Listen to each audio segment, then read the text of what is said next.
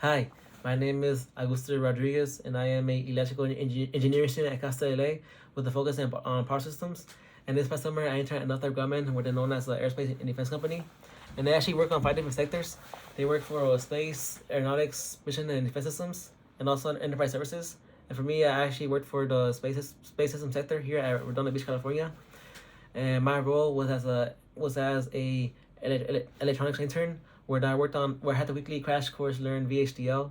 They call it as a very hard, difficult language, because it is difficult to work with, and over there with the project I have to work on, and with that. I do plan on learning more VHDL since that is very big. That is very big in the industry. So I do plan on learning that during my free time.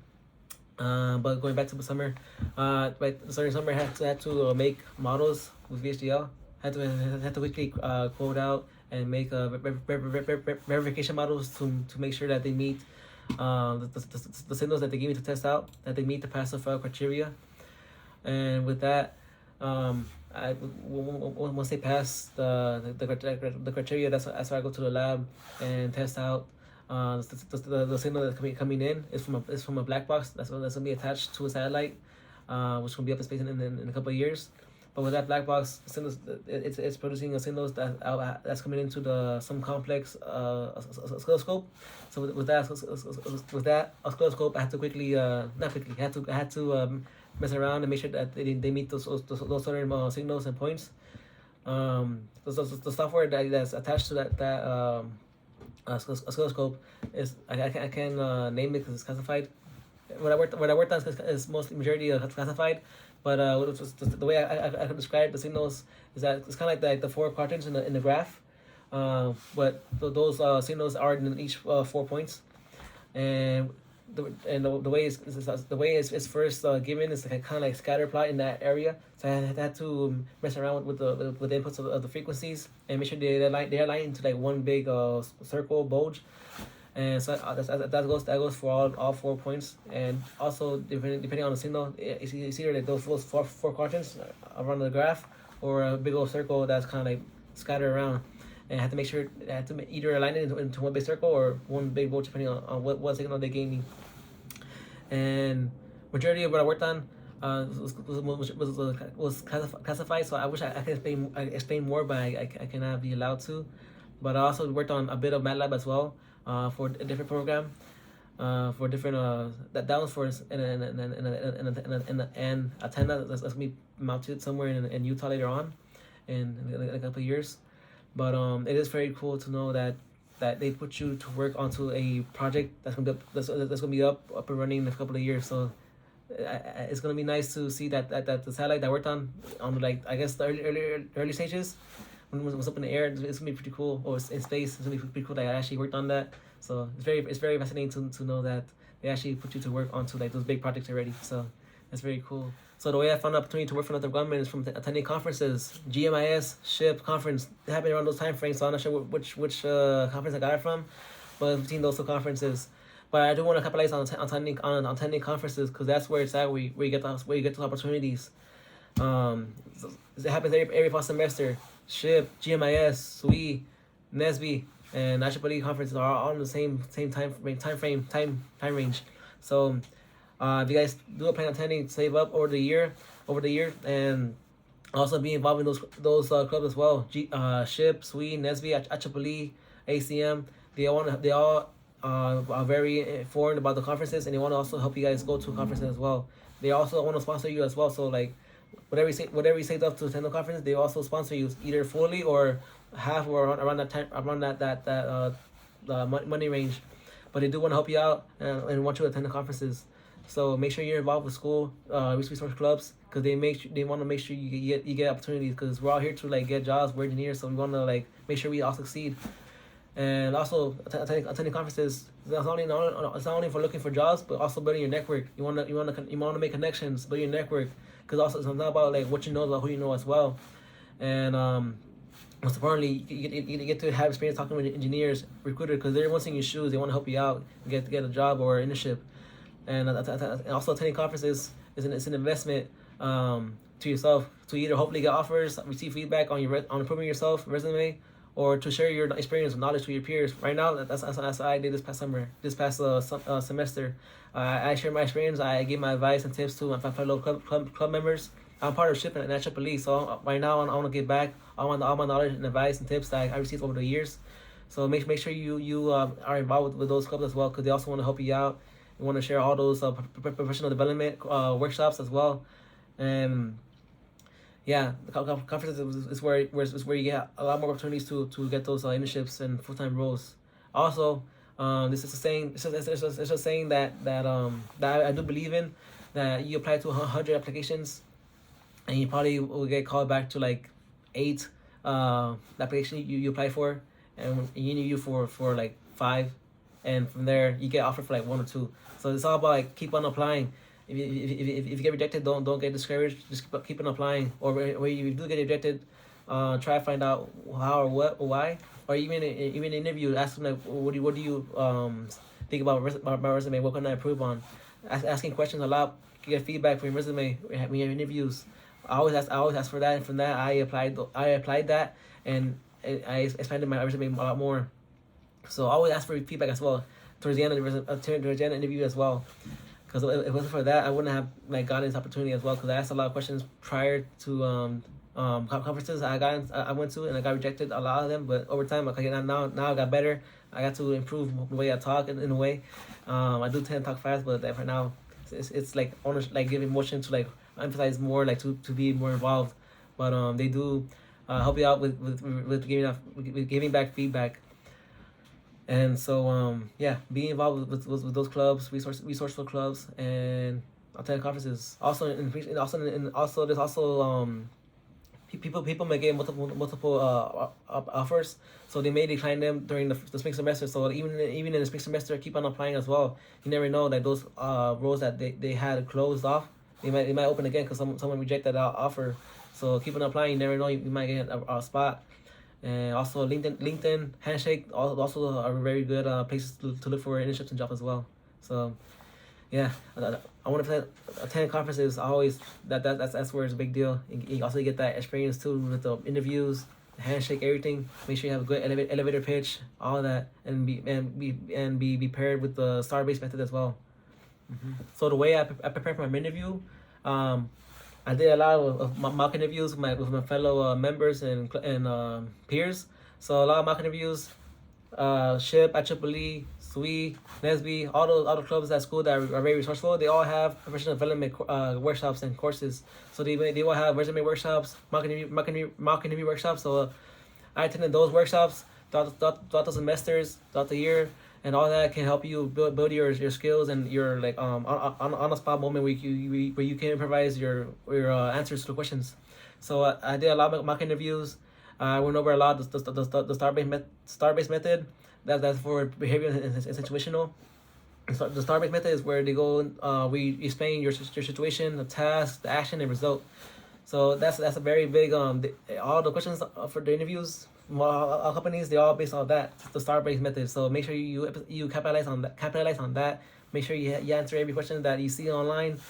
Capitalize a way to answer that question. Way to answer those questions within that method. So to perfect your star-based method of response, review your resume. Because a lot of them are gonna they're gonna look at resume and ask you about your projects, your experience here and there. I had my first experience with that, so I learned my experience like, okay, I need to review my stuff. So make sure you review all your projects, because even if you did it like a few years ago, they're gonna ask you about that, like what happened here, like if you like I forgot, and they're not gonna like that. It happened to me before, so I had to quickly I took that as a learning experience. Okay, now you need to know to like relearn everything what I did, or like just summarize what I did early on, and from there, yeah, they're gonna review your resume a lot. Know everything about your resume from like top to bottom, your skills, experience, work experience, or everything, and also your courses that you took as well, and review key topics. Because you never know, they might actually review key topics from your major courses. Because you never know, they might throw in a couple of technical questions.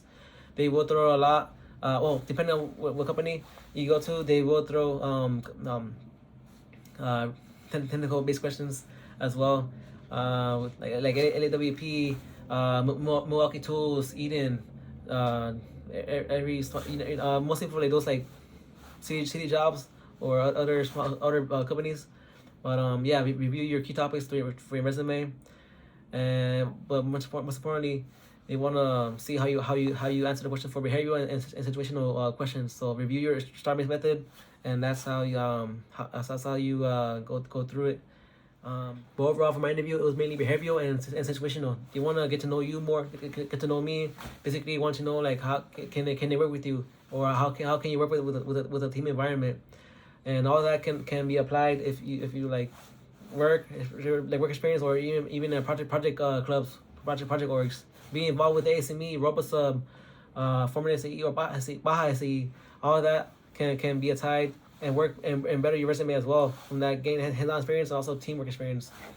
And also be involved with school orgs, join a club, and from there over time take a leadership role. They want to see that a lot more. They like seeing leadership roles, project experience.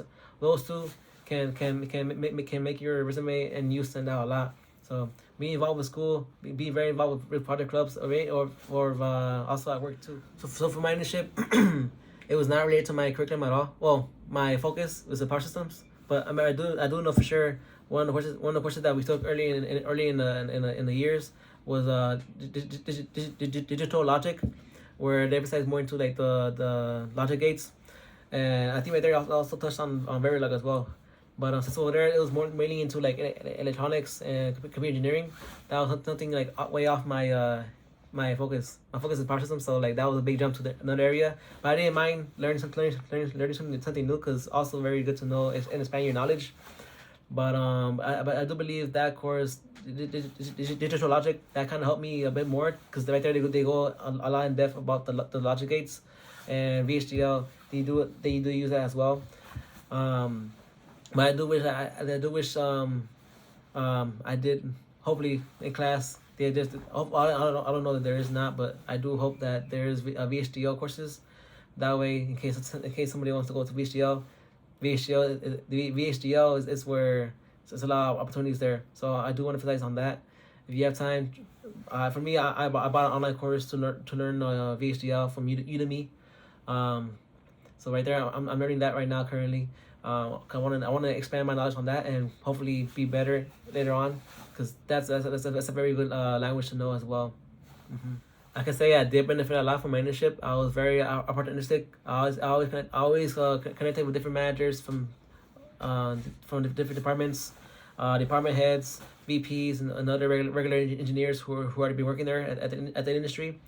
And within my network that I expanded during the summer, some of the people, some of the engineers or managers gave me tours of what they work on, the projects, and even access to certain labs that were classified. So, like for example, I had to wear like the smog suit where it's all white and it covers everything from like your body that has like any electro waves. So that was pretty cool. Tours, I got tours like that. Not all the interns got to see. Even though we all got tours of different labs, different areas. Because our program did provide us different activities where like they go like lunch with the VPs, or did intern panels, or full-time engineer panels. We get to hear their experience, and they have a lot of activities during the work hours and after work hours where we have to meet with other engineers as well, and other interns working different programs. Like for example, we're in space systems. We got to meet different interns working for like aeronautics or defense or mission systems. So it was pretty cool. A lot. It was right there at the space park. It was where it's a lot of different programs, interns. So right there is very nice. And also within my internship, I was also involved after work hours as well.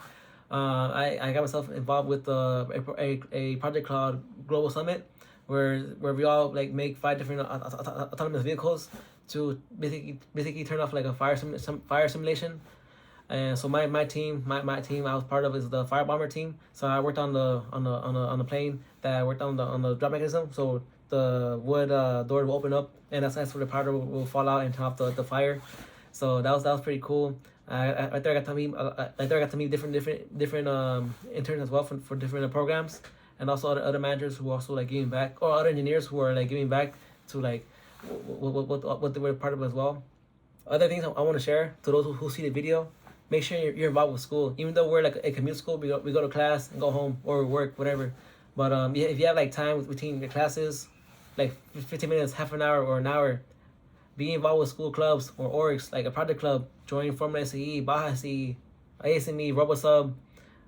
So a lot of hands-on project clubs at school where you can build your resume, get that hands-on experience. You get to learn, do your trial and error, see what you went through, see what problems you went through, and add it to your resume. All that can help out on your resume. For me, I always recommend this to first, second years who are in college. Join at least three different clubs for orgs. One, join a project club where you get hands-on experience. Like I said, RoboSub, ASME, Formula, Baja SE. You get the hands-on experience. You get to work with your teamwork.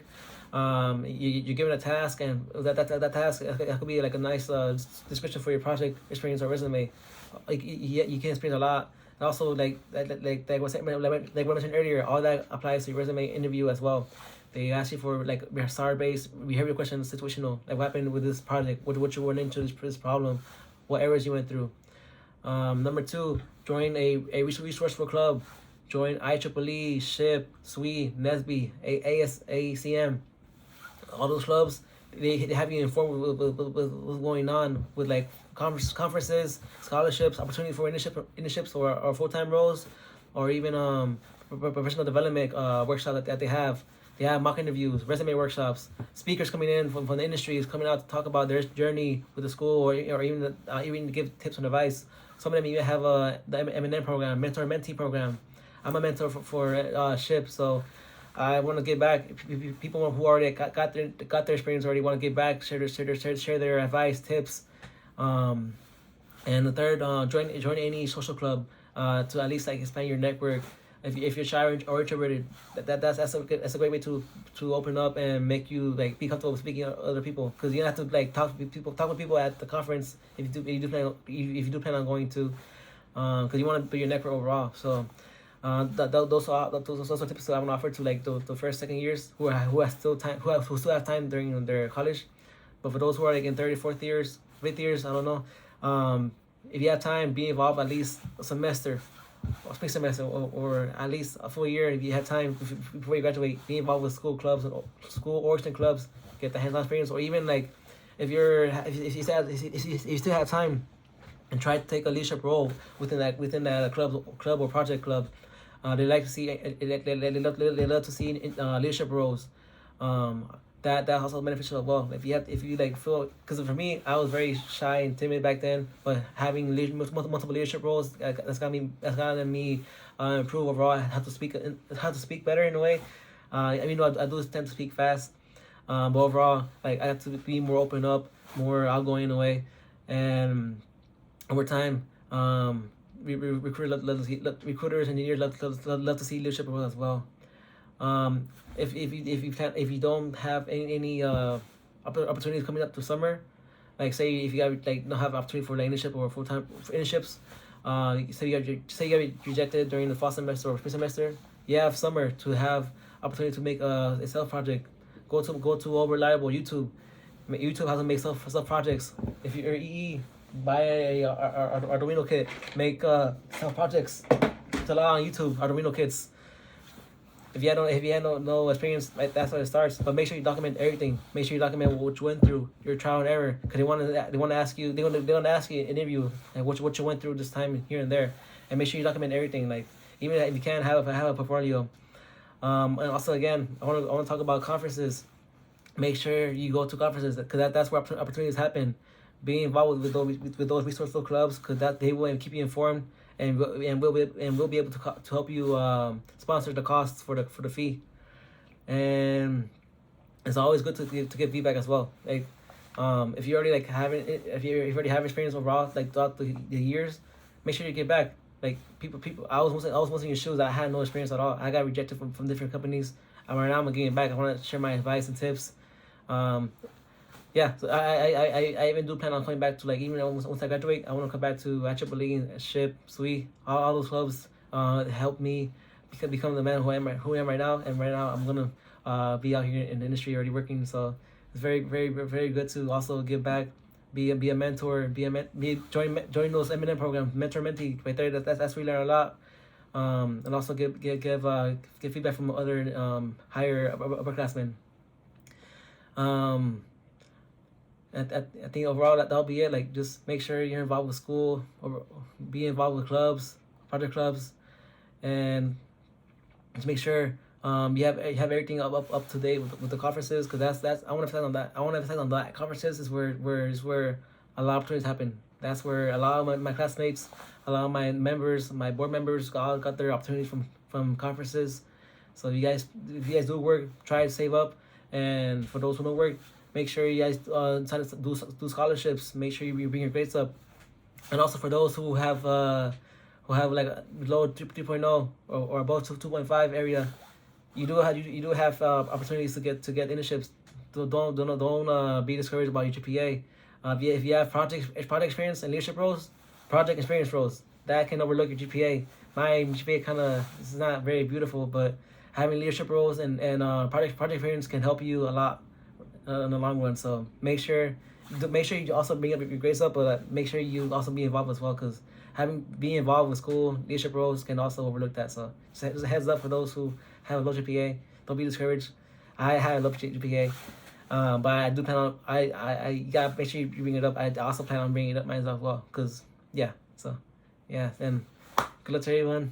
I hope you guys wish you all the best in your future and all your endeavors, and I hope you guys all be successful, and also come back to contribute to those clubs who help you out a lot. So